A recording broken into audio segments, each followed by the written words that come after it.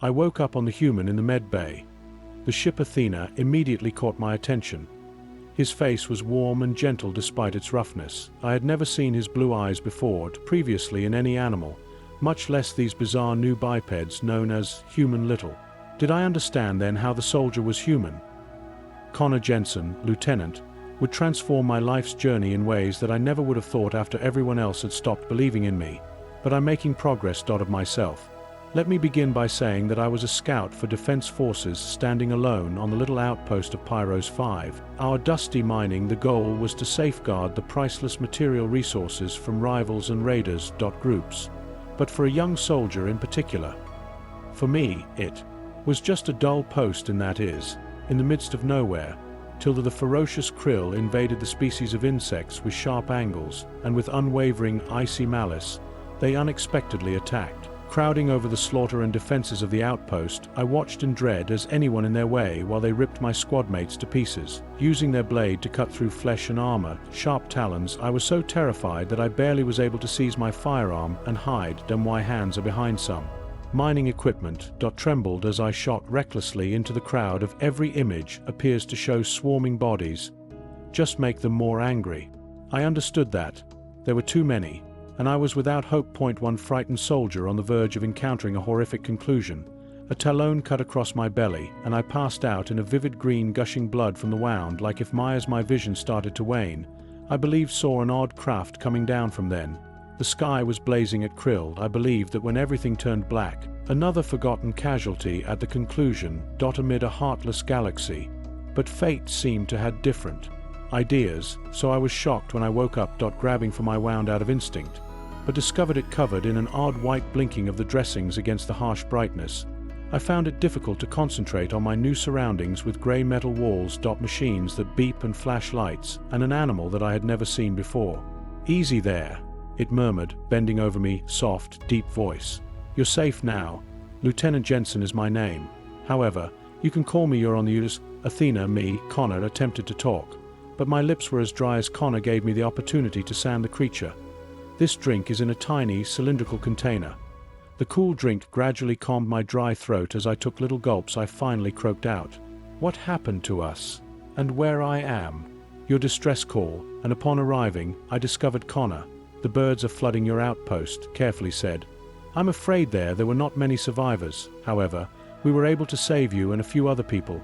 Prior to eliminating those bugs, my squad survivors experienced a pang of loss. Me when I thought of their awful fates. Nevertheless, I had somehow been preserved, rest by these weird creatures. Connor said, gently resting a reassuring palm on my shoulder, the basic gesture in some.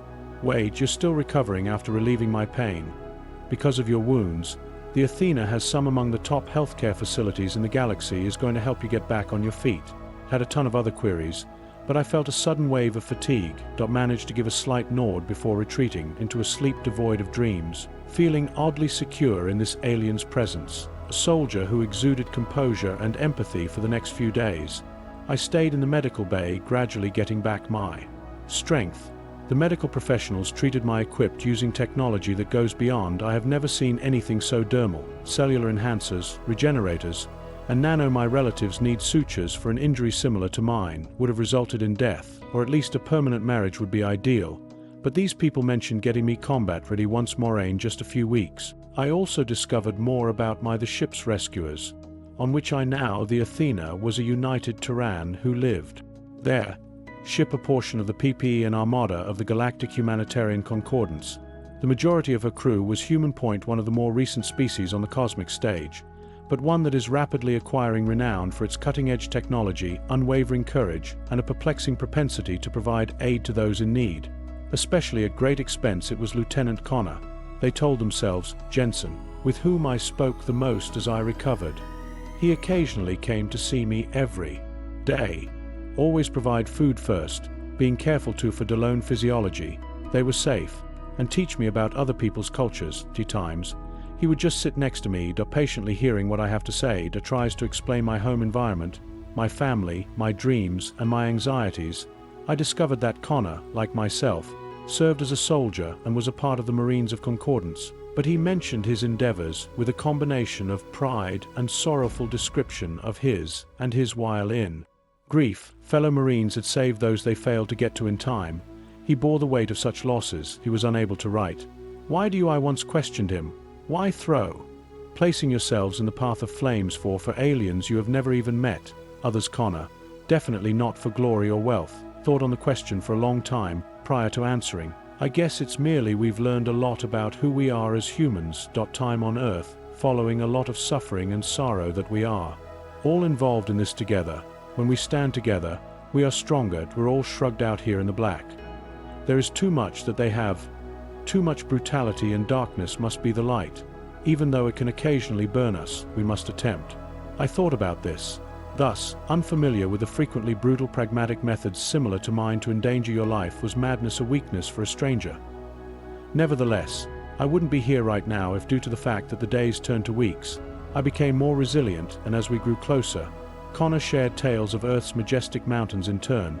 The ocean's silky night sky informed him about my home moon, Kes, and its violet sunsets and boiling forests. We discussed familial duty and purpose. Connor's gaze would brighten whenever speaking about Eliza, his daughter, waiting for him to return to the Mars colony for her and children like her. He once told me to do what we do out here, to somewhat increase the safety of the galaxy a bit brighter, so that maybe one day, being Delaney, they can experience true serenity. I wasn't really fond of the idea of peace, accustomed to life being difficult. Rivalry and conflict between the powerful flourished while the feeble died, the manner of things. But the longer I stayed with this person, the more I started to ponder whether there was possibly another manner in which my injuries healed. I was ultimately permitted to depart the medbay at any time under Connor showed me his vigilant eye. The hydroponic system around the enormous ship. Fresh produce was grown in their gardens.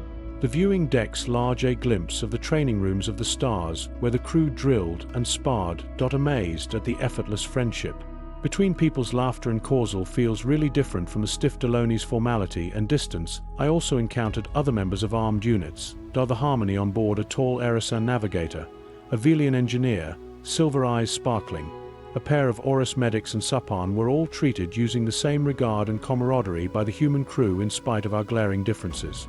Despite being united in purpose, there is still uncertainty. Gnawed at me, wondering what I was doing now. Squad was gone, and my posting was once destroyed. Where would I go now that I was completely recovered? Could I actually go back to what I would do? Kes returns to the battlefield for the government is enmeshed in a never-ending battle, a culture that showed no concern for the weak and shattered. I expressed my uncertainties to one evening. Connor and I were sitting together in the smell of foreign flowers in the gardens. I'm captivated by the scent of the recycled air, admitted to still looking down at my hands. Display slight marks from the assault. Without a plan. You have all helped me become better. I have been offered kindness, yet I still don't fully comprehend how I can pay that back. How do I proceed? Connor was quiet for a long, reflective time. In his at last, he took my hand in his skin's warmth immediately comforting to know that there are still hundreds suffering on Pyros 5 as a result of following the Krill attack. Numerous were injured, and many more were forced to relocate. Resources are degraded. They may utilize our assistance. I glanced up at him, shocked that you're descending there despite the assault. He nodded resolutely, suggesting that Athena might be warship. However, her main objective has we've always been humanitarians. He squeezed my hand where we were required, and in this instance, I believe I glanced at him, uncertain, as I needed to. I'm only one, so what could I possibly offer? Soldier Connor, broken, grinned that way. His smile indicates that you are also a survivor, someone who is sensitive to their suffering, and lose a person with an innate understanding of their world, and how you possess abilities and power that surpass. Come down with me, and let's assist, Reassembling everything, I gazed in his sincere gaze, observing the unadulterated faith shining their faith in me as a family member, alien, a stranger. He had already handed. He was giving me an opportunity to return to life, giving me meaning. I experienced a surge of a strange feeling exploded through my chest. I was yet unable to comprehend these not really human, yet I recognized this human, this really generous dude who had taken care of me, saved me, and now desired I was with him as he, hurled with wild abandon, putting himself in jeopardy again. How could I might decline? Taking a big breath, nodded and reciprocated by squeezing his hand. All right, I whispered, let's go be the light. Consequently, it was determined to start a new path. The following one I never could have predicted Connor, and I joined the away team on that day, preparing to head to Pyrus 5's surface to face whatever obstacles lay ahead. The scene that met us side by side, there was complete devastation on Pyrus 5. Far more horrific than I had anticipated. Twisted earth was burned by mining machinery, where the guns of Athena had destroyed tents made of improvised krill swarms packed with displaced and injured people. Not a single building was left intact. For a moment, I was overwhelmed and stood frozen by the pungent smell of decay and smoke. However, Connor was firmly by my side and calmly said, "Resolute, come on." His medical pack slung across his shoulder, when reaching for a supply container, "There's with work to be done." We went to the field hospital initially built by the med teams in Concordance that had deployed rows of cots in front of us contained the tech. A wounded human, rushing between them with hypoj and dermal regenerator sprays. I observed a collection of unsupervised survivors of Delony gathered in a corner and sent us in their direction. They are cautious, my eyes grew wide as I walked closer, taking and overlaying my Delony characteristics with the "I get tired of unfamiliar convergence issues." I said, "Now wear peace." In the Delon standard, Era Zen, a former member of the 18th Scout, is who I am. This person is a medic, and why would the TN assist us when we are here to help? A young man was spat upon by one of them, acknowledged as local miners, but were not their obligation. We were hardly before this. There was a spot on their star charts. Others mumbled their faces. In agreement, marked with suffering and mistrust. Before Connor squatted down to answer, his rucksack, and holding it at their level, out a powerful Delony in an iridescent vial. "You're right, painkiller," he responded evenly. His collar's translation device delivering his remarks in flawless Delon normally. "We're not here because of politics or duty. We're here, given that you're in pain, and we have the ways to lessen that pain. That's the only why we need the child to look at him after a lengthy period of evaluation." Extended their hand to take the vial, and Connor started to carefully wrap up the miner's torn sleeve to heal his cuts that the others anxiously observed. Some squirming in mutual agony, but none rank away when it was their time. Thus we moved among the survivors as it went. Connor is giving prompt, knowledgeable attention, Sci translated. I was calmed by recognizable expressions from some of the places we visited throughout their packed tents for medical treatment and inadequate sanitation-related dehydration. Among other, we helped out with the grim task of burying their deceased, providing brief remarks of consolation as they expressed their sorrow. To food coordination was done by Violet Skies, and distribution of supplies from the Athena cargo hold to make sure the food was recognizable and kind to Delony wherever we went. I noticed the first mistrust and animosity in my people's gazes slowly disappear, substituted with hesitant appreciation, even amazement, as they observed the unrelenting commitment of Connor and his partner people, expecting no compensation or recognition in return. There was a change in viewpoint, understanding that kindness and solidarity might be advantages in and of themselves was not always simple. There were times when annoyance at being powerless in the one morning after a long period of loss and insomniac nights spent caring for a child's Connor had terrible burns that I discovered on the head bent on the outskirts of the camp and fatigued shoulders slumped. "Hey," I muttered quietly as I moved to stand next to. He looked at me and said, "You okay?" Keeping a rude smile on my face while thinking I wish we could have arrived sooner, that we could do more. I slowly nodded. I had been troubled by those same thoughts as the Delony, however, took great delight in our robust fortifications, but our outpost still had dropped so quickly. How many more could we preserve using the Terran's sophisticated weapons and their unwavering spirit? But wishing that nothing we're doing would change, I reminded him that we can do everything. Showed me that. And see what we've completed here in a few days. Why folks take a while to trust me, although you've given people hope in a fresh way. None existed prior to. Some of the Connor relaxed his tense posture as he took in what I said.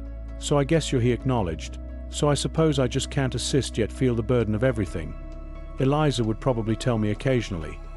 Once more, I'm being too harsh on myself. You seem to be Eliza, whom I made fun of casually. You ought to pay more attention to her." "Brat," he shot back, laughing and banging. The casual feeling of his shoulder on mine contact gave me a comfortable chill. Spine these smooth times with Connor. A physically intimate conversation felt more accurate than anything I have ever encountered, as instinctive as breathing.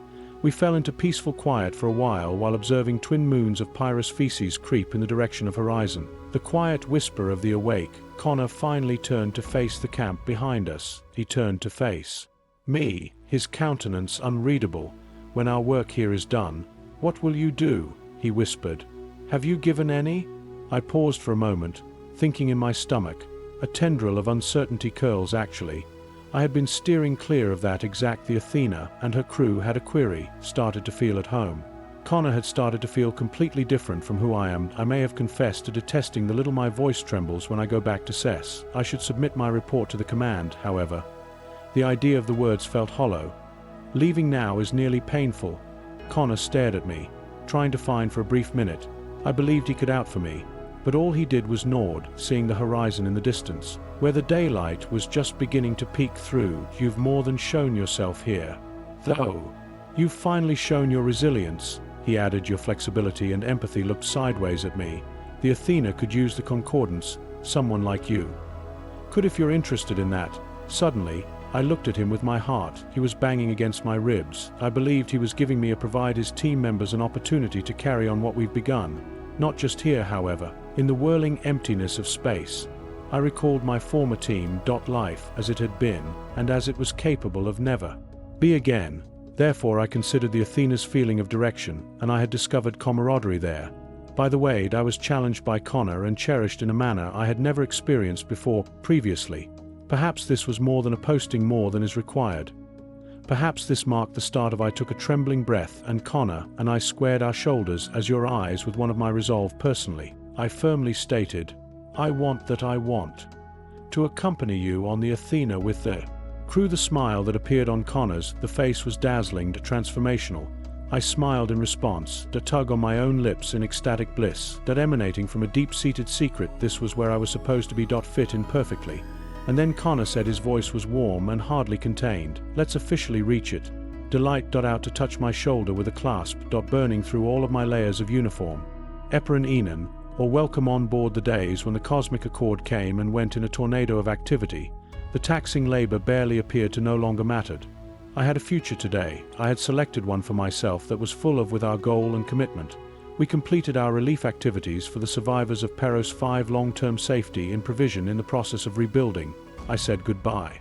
People I've met are reassuring them that the Athena will make sure that would be remembered while going back to. I was given official rooms on the ship and started rigorous training to Connor, assimilate with the crew.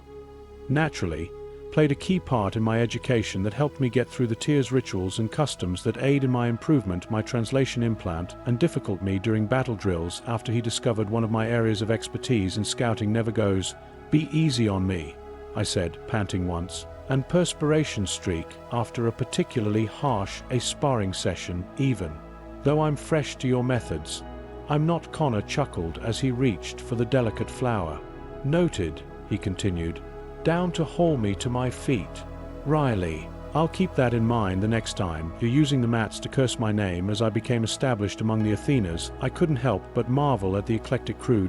How easily I was accepted and respected. Very different from the inflexible here. I was in the hierarchy of Delone units, appreciated not only for my abilities but also for my distinct viewpoint and experiences of the Velian. Engineer was quite interested in my thoughts on changing the ship's shielding to increase resistance.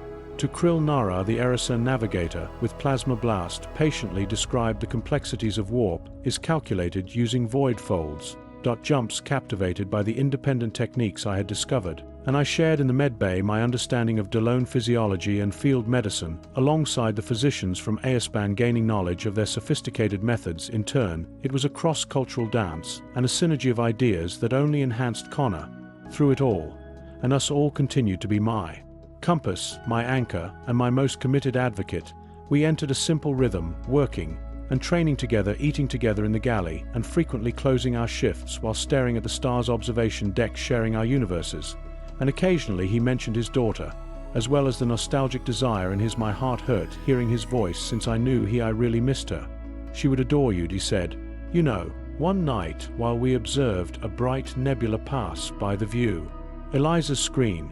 "She's captivated by other animals, are always pleading with me for tales of our expeditions." He tilted me a grin while confronting her own loneliness. Warriors would most likely complete her. I ducked my head last year when the heat flooded my cheeks at the idea of being recognized. I whispered to meet her someday if you believe she wouldn't mind having her visit. The phrase, father's alien partner, crackled boldly and newly on my tongue. Connor is still, his eyes widened slightly. Partner. And that's what we are, repeated gently. Swallowed hard while maintaining eye contact, isn't it? Unless my emotions are biased. But just thinking about it made me want to cuddle up with no, Connor. I feel like a wilted leaf. Caught my hand and pulled me while breathing. Closer. Never biased. And never his. My cheek was roughly cut by the other hand. With amazing gentleness, he placed his forehead against mine. The gesture that is painfully personal. Era been so important to me that I didn't. I never imagined that I would feel this manner once more. Yet you make me wish. My pulse twitched as I tried to breathe, with a roar in my ears. I extended my hand to ponderously run my fingers across the corner. I had a pale stubble along his jaw. I want this too. I want you, I whispered, whatever happened. He made a loud noise. His lips were on the verge of a snarl. I gasped into the hot, demanding mine. Kiss my fisted fingers in front, his uniform while he pulled me up. The taste of him against him was captivating and intoxicating that I lost myself in his mouth's heat, and the slip of his nothing had ever touched my tongue against my own felt more appropriate. And we were distracted, enmeshed in one another's trading laziness kisses while whispering loving words was merely Connor's chirp. The communicator who ultimately caused us to part ways. Here he is. A hot and panting Connor replied. He's still gravy on his arm. Lieutenant remained securely around my waist. Captain Hal's clipped tones arrived. And we've just received a civilian's distress call. Transportation close to the asteroid belt of Tsun. I need a potential Krill raider action. You to put together a tactical group for intercept and possible rescue operations. Adrenaline and I locked eyes. My veins are humming already. Understood, Captain, he said. Connor, I'll be in the hangar at 10. Out as we quickly gather our equipment. I couldn't stop the ferocious smile from spreading. This was who Connor and I were. My face, I am a guardian and protector regardless of the risk.